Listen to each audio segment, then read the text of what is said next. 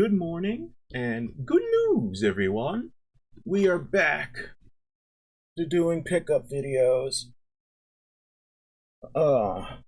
If you saw my Spider-Man video this week, you would know that for most of the summer, I really didn't do that much pickup because I really didn't make that much money.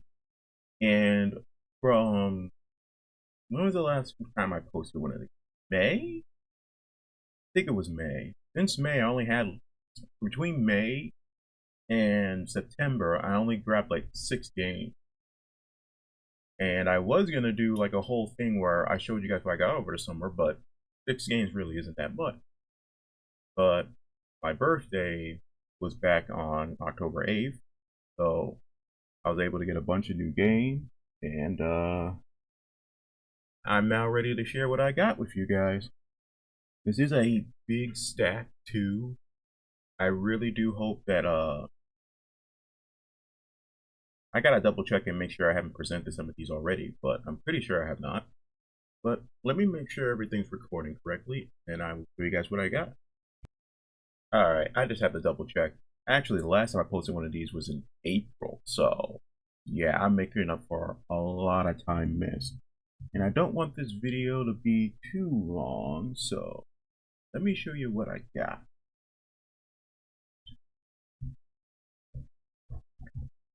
Gonna make it a little bit of a surprise, just so like you guys can immediately see what I have. But you all saw what was on top. We got Soul Calibur 3 for what, 13 bucks? I really do not know much about Soul Calibur at all. I will not lie. The only thing I know about the Soul Calibur series is the fact that in the early days, they would release, there would be a Soul Calibur for PS2, there would be a copy for Xbox, and there would be a copy for GameCube. The unique thing about Soul Calibur is that each console version got their own exclusive character. Like, if you were playing on GameCube, Link would be a playable character. Or if you were playing on another console, you'd be able to play as Vader and Yoda. I kind of want to play this just so that I can see what character appeared in Soul Calibur 3.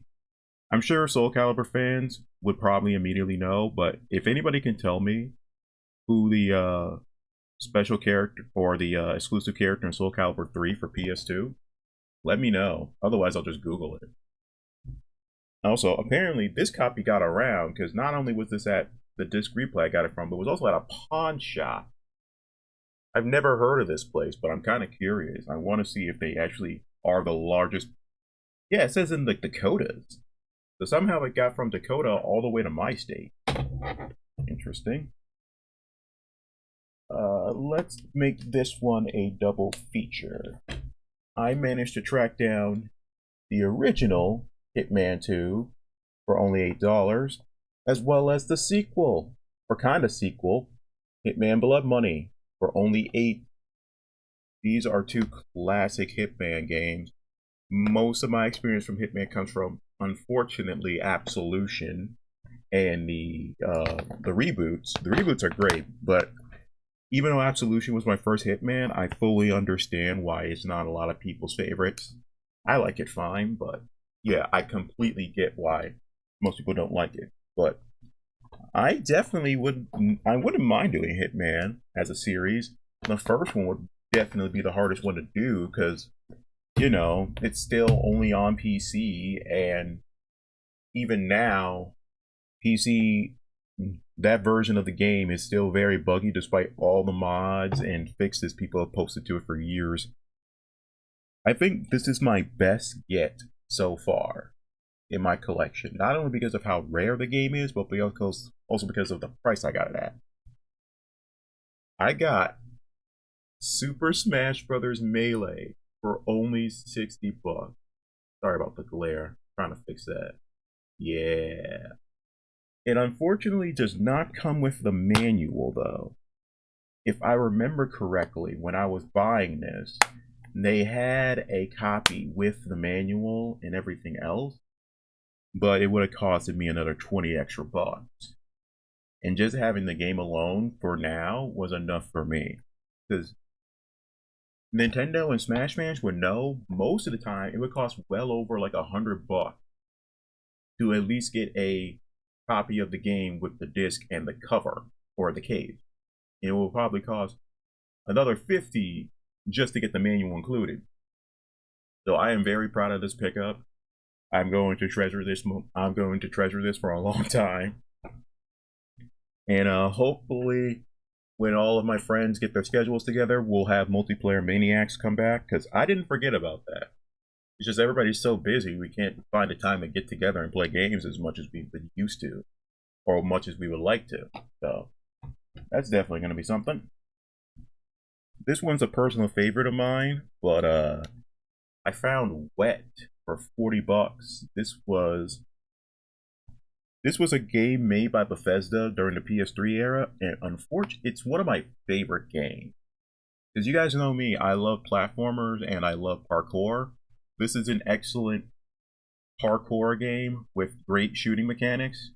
It's kind of a mix of third-person Mirror's Edge mixed with Max Payne. Yeah, you have the like parkour elements of like Mirror's Edge and Prince of Persia with the gun combat and dive rolls and slow-mo of Max Payne. That's essentially what this game is. And unfortunately, this game is locked to the PS3 and the 360. This is during that weird era where a bunch of 360 and PS3 games weren't ported to PC. So the only way to play this is if you get a physical copy or if you pirate it. That's why this cost me $40. It's so rare to find. It comes with the manual. And the only reason the disc is not in here because the second I got this, I started playing it. It's still in my PS3. So there's another one. And unfortunately, this is another series that got lost to time. iNinja. This is another game I really wanted to play as a kid, but I finally got a copy for myself, and it was only $15. This was developed by Argonaut Games, and this was a fan favorite for a lot of people. They were going to make a sequel, but then Argonaut got bought out, and I guess the sequel, got defunct as a result of the buyout. And it's such a shame because this is actually a really fun 3D platformer with decent combat and Billy West playing the voice. Yes, Fry from Futurama, Billy West, is the main character in this game. He plays the main character in this game, and it's awesome. Okay, next up, we have Dead to Rights. Now, if we're talking Max Payne clones, this is one of the most prominent ones. I can't remember if Max Payne or if Dead to Rights came out first, but I am well aware of the fact of this game's history. I'm surprised it only cost me $8. Because depending on the game, normally it would be a decent price if there was a lot of copies out there, which it doesn't surprise me Dead to Rights would have a lot of copies. I'm assuming that my particular disc replay must have had a ton of extra copies of this, because if they didn't, they probably would have charged a little bit more. But Dead to Rights is actually a game I do plan to do for the channel at one point. And for those of you keen-eyed, I've actually presented this game before, and that's because I also have it on Xbox, because I am aware of the fact that there is a massive difficulty spike depending on which version of the game you're playing. So one of these days, I'm going to play this version and the original Xbox version, because unfortunately mine's kind of flickering right now. I got to go get it fixed. By the way, that's another thing I wanted to ask you guys. If you know anybody who can fix original Xboxes, let me know. Because every time I turn on mine, the screen flickers. And I thought it was because it was connected to, like, my HDMI converter and stuff like that. But I had it plugged up to that stuff for months, and it wasn't doing that flickering crap. So I think it might be the capacitors inside my Xbox that are finally going out. I might need new capacitors. So if you guys know any good sources for fixing my old retro console, let me know. Whew. I'm sweating right now because of all the lights on. I gotta make this fast. Doom 3. For what, $10? If I remember right, Doom 3 was the Doom game exclusive for the original Xbox. Like, it was built for Xbox. And this is way more of a horror game rather than just a straight up first person shooter. Because I've heard from friends of mine who played this that it's notoriously dark in this game. And you do have a flashlight, but I think the flashlight actually has like a meter to it. Like you can't have the flashlight on all the time. It's a whole mechanic. I'm like, that's insane. It's supposed to be a horror movie. I thought it was supposed to be a first-person shooter, not a horror game. All right, next up, probably the best game in this particular series, Nicktoons Battle for Volcano Island, and it was only $10, everybody. Oh man, I've been wanting to own one of these Nicktoons games for a while.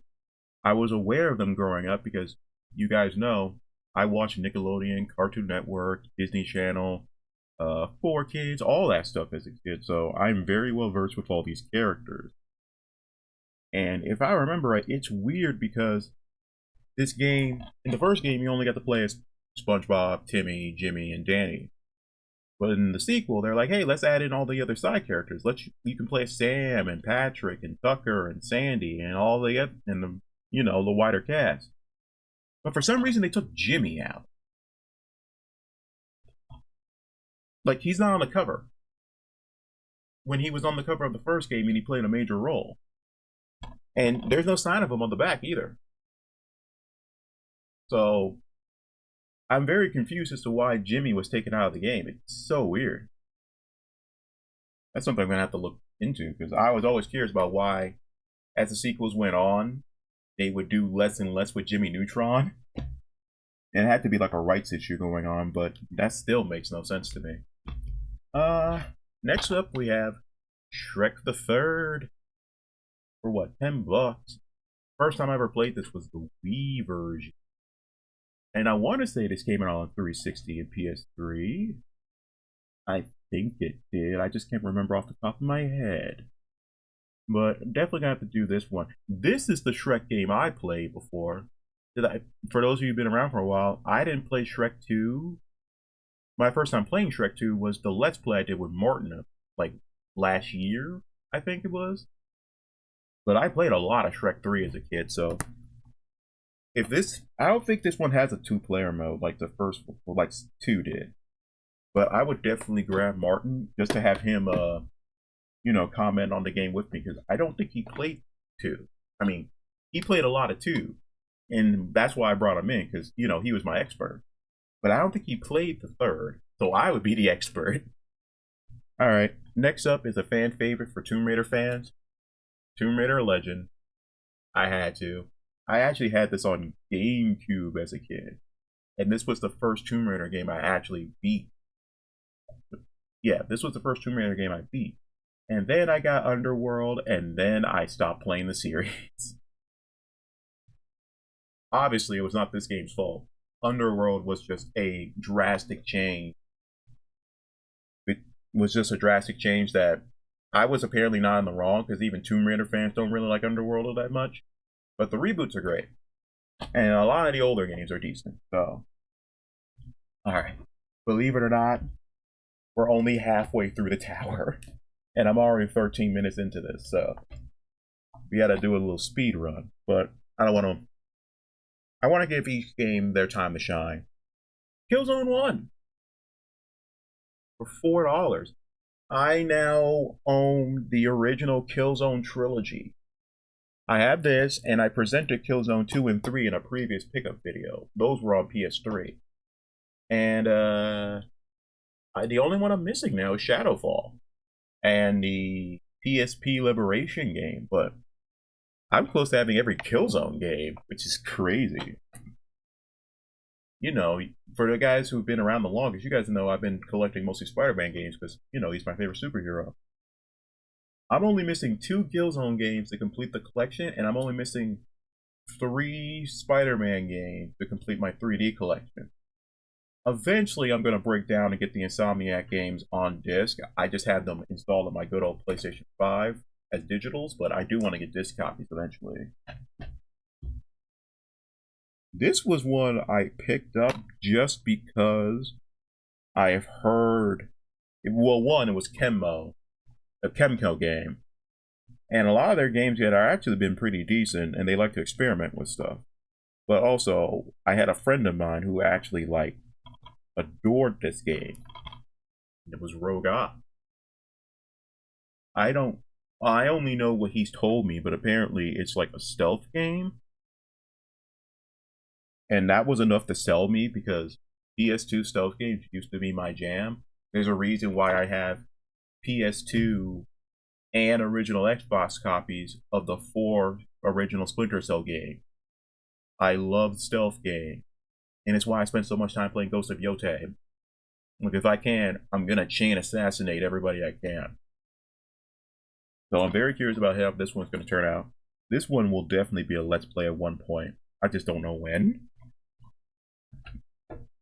Alright, we got 6 more to go. 6 more. Now I'm so glad I found this, because this game was a piece of my childhood, and I hate the fact that these companies love to put, well, companies, I hate when they put the price tag over the freaking image, or like over the title, but Scooby-Doo Unmasked, and I got it for 20 bucks. I'm sorry, I forgot, I haven't been opening these like I normally would, but yeah, it's complete. Most of the other ones are also complete as well. Yeah, I would go through and open them all, but we're already so far down the tower. I'm sorry. But for those of you who have been around since my Night of 100 Frights Let's Play, yes, I remembered that it was 100, not 1,000. Even though I feel like 1,000 Frights probably would have been a better title. But this is the one I actually owned as a kid. I didn't own Night of 100 Frights as a kid. This was the one I owned. Night of 100 Frights essentially acted like a Metroidvania. You had this large open world that was interconnected. You have to keep finding new gadgets and inventions to give Scooby new abilities. This one is more like a... This one is kind of like a Sly game, where every episode you get set into a hub world, and there are multiple levels within the world. Scooby has a base moveset in this game, but he also gets the added ability of getting costumes, and the costumes give him additional abilities. That's what makes this game unique. So I will eventually play this for the channel, and then I will be able to figure out which one of these two is my favorite Scooby platformer. I obviously have high hopes for this one because I played this one as a kid, but I did like Night of 100 Frights. That was actually a really good one, so I'm curious to see what I feel about Unmasked all these years later. But that's a conversation for another time. I got Bolt for 10 bucks. This is literally just the game and nothing else. I got it because my disc replay has this thing where, well, most of them do, where if you buy 6 games, you'll get 1 for free. So this just happened to be the one that was free. Oh man, I'm gonna have to calculate this later and figure out how much all these cost. Cause ooh, you definitely put a drain. But believe it or not, I didn't really spend that much money on all these. You know, especially since like a good 6 of these were bought months ago and not like 2 weeks ago. Alright, and this is another one where since I bought 6 games, I got this additional one for free. Medal of Honor Frontline. I know virtually nothing about Medal of Honor other than the fact that it's constantly compared to Call of Duty. When I told my friend Bhavani about this, he jumped for joy because he told me that Frontline is one of the best ones, and I had no idea. I just knew Medal of Honor was popular, so I just grabbed the first one I saw. But I am curious about how this turns out. I'm not the biggest fan of first-person shooters. I'll play them. Like, I love the Doom reboots. I like Wolfenstein. Like, I will play a first-person shooter, but most of the time, I'm not the biggest fan of them. I played, like, all the all the old Modern Warfares and stuff, so... You know, if your gameplay's fun enough, I will definitely play. Yeah, this one comes with the manual and everything too. And again, when I went to this replay, there were a couple of Medal of Honor games that like all next to each other. So I'm assuming because of the price, mind you, I got it for $4. They must have a bunch of these lying around the store. So that's good. All right, 3 more. And we went from 1 first-person shooter to 2 first-person shooters. And these we can probably consider the kings of first-person shooters. I have the original Call of Duty 2, the big red one, and the original Call of Duty 3. And you see those price tags, $9 and $8. How could I not grab these? Like, am I wrong if thinking the first one was locked to PC?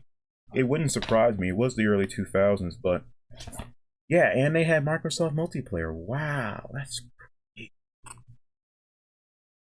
I'm sorry, I'm still shocked over the fact that I managed to get these 2 games and at decent prices too. Again, this must lead to my theory that there are so many copies of these lying around that they really aren't worth that much. But I could totally be wrong. I could just be at a decent, I could just be going to a decent store all the time. All right, 21 minutes in, we are finally at the last game. And this one might be one of the rarest games out there due to its exclusivity. But I managed to find a copy of Star Wars Obi-Wan. And it was only $13. Now, for those of you who don't know, if I remember correctly, this game came out between Episode 2 and Episode 3. Microsoft wanted their own exclusive Star Wars game, and this is the one they got. It's a 3D platformer showing Obi-Wan's journey, like the events of Episode 1 from Obi-Wan's perspective. And it also throws in a couple of extra bonus levels on top of that. But to me, this is essentially the predecessor to what would become The Force Unleashed. Because I think the Jedi Knight games were already a thing by this point. So this was their interpretation of what a modern, at the time, Star Wars Jedi Knight game would be. And it's an interesting game because it kind of plays like Ape Escape, where all the attacks or your gadget, in this game, all your attacks come from using the right stick. And you know, Obi-Wan has different saber controls and saber moves, like there's actually a lot of depth to this game, and I want to play it for the channel, but obviously I can't because it's a Star Wars game. And the second you play any Star Wars music, the John Williams machines are going to show up and annihilate your video. You gotta find like non-copyrighted Star Wars music or music that sounds very close to it in order to get away with it. There's a reason why I have so many Star Wars games, but I haven't played a single game for the channel. And I'm a massive Star Wars fan, but I'm a small channel. I can't risk getting copyright strike. Especially from big companies like Star Wars. Especially from big companies like Disney. I'm sure back when Lucas was in charge, he really didn't care. But now that Disney's in charge, oh no. No. You cannot get away with that. Maybe if I had a Twitch channel, I could probably get away with playing this, but not on YouTube. But yeah, that's 2, 4, 6, 8, 10, 12, 14, 16, 18, 19 new games. And I have practically no room on this shelf for all of them, so I'm definitely gonna have to move this little, I keep forgetting about my direction. I'm definitely gonna have to move this little cubby somewhere else and then put a second shelf right next door to it, because these aren't gonna fit there. I'm gonna have to put them somewhere else for now. But I don't want to make this video any longer than it already is. We're already about 24 minutes in. I just want to let you guys know that, yeah, I never stopped doing pickups. I just didn't have enough to show off until now. But I think that's going to be it for me today. Let me know if any of you guys have actually played any of these games before, or if any of these games are something you would want to see me cover on the channel specifically. Let me know. I always enjoy talking to you guys. And I hope you all have a great weekend. See you later. Oh, sorry about that, guys. Before we really kill the video, I forgot to actually calculate how much I spent overall. So, remind you, Wet was 40 and Smash Brothers was $60. Both of them are very rare games. And despite those, I only ended up paying, well, you can't see this, but I'm going to post it up here. In total, I only paid about 200 and with all the tax, $270 for 19 games. Two of them being, well, not just two, but a couple of them being really rare and great games. So I think I made out like a bandit, everybody. I'm definitely gonna have to spend some cash to get a new shelf, but this one really didn't really cost me all that much. And we're getting close to Black Friday, because I think, yes, October 18th as I record this, though. I can just wait a month and get it then. But I just wanted to make sure you guys knew how much I paid. It really wasn't all that much. But yeah, that's going to be really it. I can't wait to see you guys on Monday for my next Arkham Knight video. And I will see you all then. Peace.